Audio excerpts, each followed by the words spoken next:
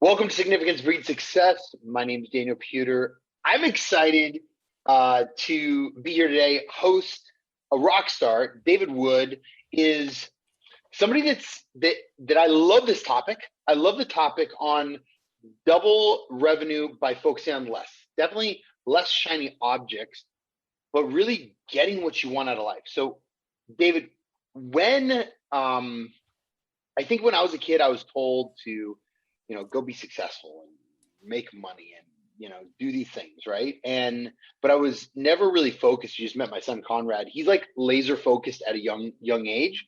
And I love how Deanna and I are so patient with him on that focus. So if he's looking at something, let him look at it, let him understand it, let him like dive into it.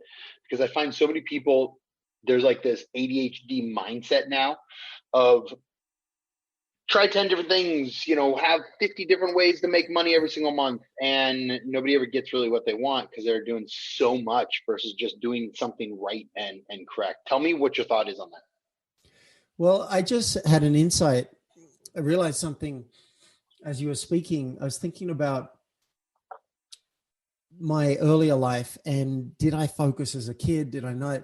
I decided to become an actuary, which for people who don't know is it's a lot of statistics, it's a lot of probability. It's really hard. And it took me 8 years to qualify. Some people go for 10, 15 years and they never, ever make it. Most people drop out. And I made it. And there was no other way to pass those exams where you'd study for 1 year and then sit a 6-hour exam and you either pass or fail. And sometimes 80% of people would fail an exam after a year of study. And I remember that, like, I even went away for a weekend with people, and I must have been 19 or 20, something like that.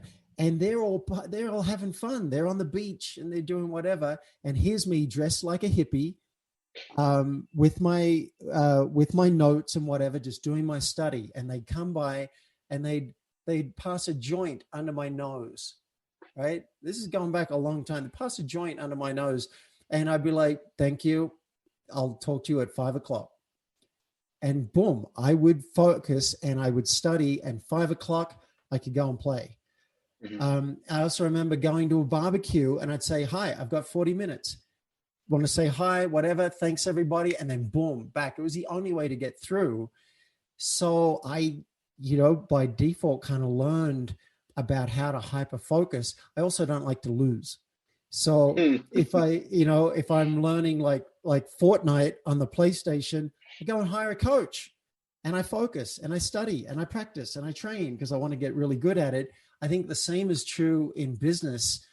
A lot of us by default are working on things that aren't going to move the needle. And we've got so many distractions coming into our life. And that's fine if entertainment is your goal. But if your goal is to double revenue and you want to get there in a reasonable amount of time, I think there's so many powerful hacks we can use so that you actually work on what matters. Plus, at the end of the day, you'll feel better. You'll just feel loads better by knowing that you worked on what matters instead of, I was really busy today, but I didn't actually do anything that moved the needle in my business. So I don't believe we're ever taught as a kid. Like, we have coaches for sports. We have teachers for education. We have parents for raising us. But I was never shown, he said, here's your coach, right? Like, they give a coach in school. Until I was a MMA fighter, I didn't understand what it was to enroll people in my life to help me grow.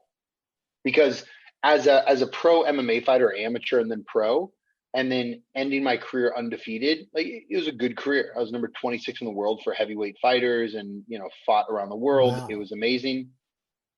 But being an MMA fighter, instead of like an NFL player, NFL, you get your coaches. MMA fighter, you have to have your boxing coach, your kickboxing coach, your jiu-jitsu coach, your wrestling coach. You have to go get every single one of them yourself. But most people never teach a technique to go enroll people to add value. So same thing, I think what you just said is getting a coach for business, same thing I did for my business as a fighter. Now I'm in the education space. What I did too is I went and got partners that knew the space better than I did. And I put the right team together. And now I go get coaches and mentors too in that space. I love that example. That's a really good one. So you, in MMA, you've got a coach for this, a coach for this, a coach for that. I realized just like maybe 3 months ago, I had 4 coaches at once. And it wasn't like I said, oh, I got to go looking for 4 coaches, but I just started dating online. And I'm like, hey, let me find someone who knows how to do this and can coach me to be better at it. And I had an accountability coach. And then I had a branding coach who knows about that. And then I had an energy healer coach. So I'm a big fan of what you're saying. You know, having a coach, at least one for your business, I think makes a lot of sense. Yeah, I think not only, and I agree with you, different pieces of what you want to get good at. Why would you, me thinking now back, why would you ever try to compete in something, in life, in business, in relationships, in anything, if you didn't know how to do it properly, unless you wanted to fall and make more mistakes or have bigger challenges? Why not get what you want faster? Right. Rather than paying a little bit more and getting the right result. Yeah. When I went to Colombia a couple of years ago and I wanted to learn salsa, yeah, I could have gotten some YouTube videos and watched that and tried. But the next step up is you go to a group class, and I went and did that, but I wasn't very good. And I felt embarrassed. So I went and hired myself a teacher, and I had 30 lessons in 30 days, right? Bill Gates wants to learn bridge. He goes and gets himself a bridge coach. When I wanted to learn Balinese, I go and hire someone to teach me how to do that. So it to me, it's just so obvious. If you want to do something, as I said, even the games, want to get good in a game, find someone who knows how to do what you're doing better than you know how to do it, and learn. You may not stick with them for 10 years. You may learn what they have to offer in 3 months or a year or 2 years, and then move on to what's next. So I find that there's a difference. So my first MMA fighting coach was Frank Shamrock, 6-time UFC champion, one of the biggest badasses in the world. He knew how to train properly. He knew mindset. He knew physical, mental, emotional. He knew it all. And I was very blessed because my other coaches before that in like high school wrestling, stuff like that, he was my first real coach. My other coaches knew bits and pieces, but they weren't all the way. They weren't at that level, so they didn't. And people at the level don't necessarily know how to coach the level either. So I think there's two different things. There's some CEOs, like maybe like a Bill Gates, he might know how to get there, but he doesn't have the passion or doesn't even want to coach other CEOs to be able to get there. So, and then there's like an Elon Musk that gives all this advice all the time, or Jeff Bezos that goes out and speaks on it. And so it's interesting to be able to see that, some CEOs are just really focused to what they love to do. And some are like, hey, I was focused and now I want to go change the world or add more value to other people's lives. How do you find your coaches based upon maybe their past history, what information they know, how they built their companies, who they are as a human? Because the show, what I find is a lot of people are told to be successful, but they're never shown how to be significant. They're never shown how to impact other people's lives. And I find that, in sports, you can impact people's lives, but in business, you can impact communities, families, states, countries with giving people opportunity and job and income to be able to provide for their family. I'm not clear on the question. The question is how I find my coaches or why I'm impacting people, like how I actually find them. Yeah, like how do you find the coaches? And then why don't you talk about like how that then goes into like how you're impacting other people by adding value to their life? Oh, okay, great. So 2 great questions. I usually ask around. So when I wanted a dating coach, she kind of fell into my lap, figuratively speaking, because we did a podcast and we just got talking, and it's like, hey, I do branding, you do dating, maybe we should help each other. But other people, I will ask around. Like, when I wanted an energy healer, I started talking about it, and I kept telling people. And one woman came to look at my house to see if she wanted to rent the room downstairs. Somehow energy healing came up. She's like, I know a great guy, and I've been going to him now for months. I love it. So I often try, and I know a lot of great people. So I've got a lot of friends. I can say, who do you know who's really good, who fits the budget I'm looking for? So I would say ask around. The classic thing is you listen to podcasts, you find someone that you are interested in, and you follow them. So you might be listening to their podcast like yours. You might get on their mailing list, and they'll send you a video or something every week or two. And then you might, when you're ready, you go and test them out. Like, hey, can we do a session? I want to tell you my unique situation and see if we're actually a fit. That's how it normally works. That's how it works with me. People are listening to this episode right now. I've got a gift offer at the end. If you like the gift, you probably want to be on my mailing list, and you might decide, hey, if we were to work together, what would that look like? So that's how I think it tends to work. Your other question was more about impacting people's lives. I love that topic. I didn't know it was a thing. I didn't know you could do it.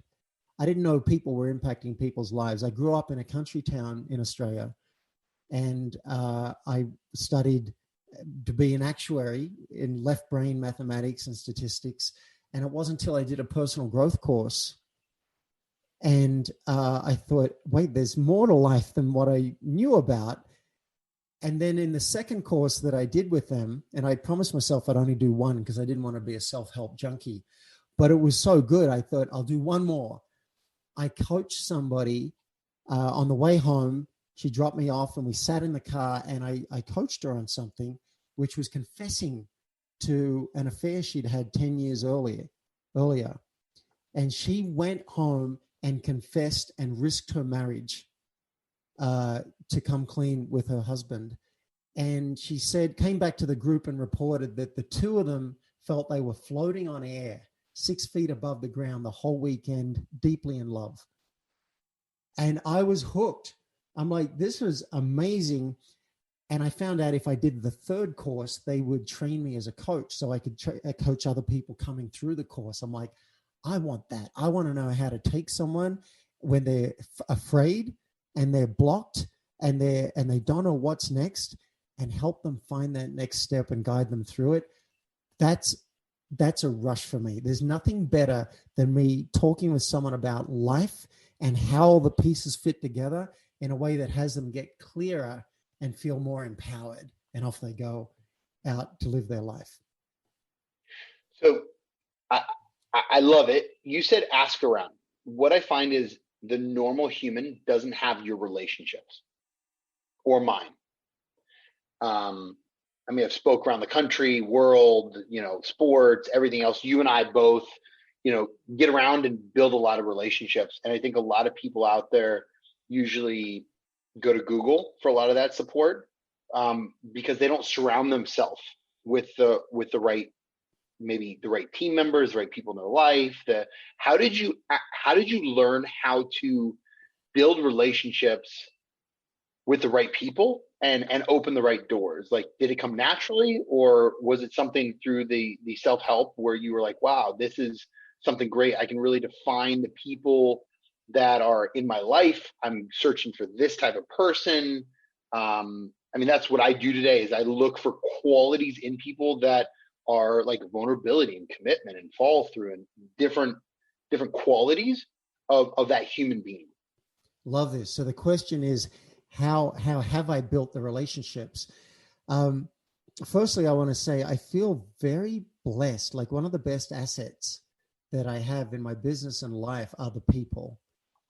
I have friends that I am just privileged to know, and I'm amazed that they call me their friends. So socially, I keep gravitating towards the people that have the same values as me. I actually stalk people, and I try and build a relationship if they really matter to me. One guy, I think I can say this. One guy is the son of Gabriel Roth.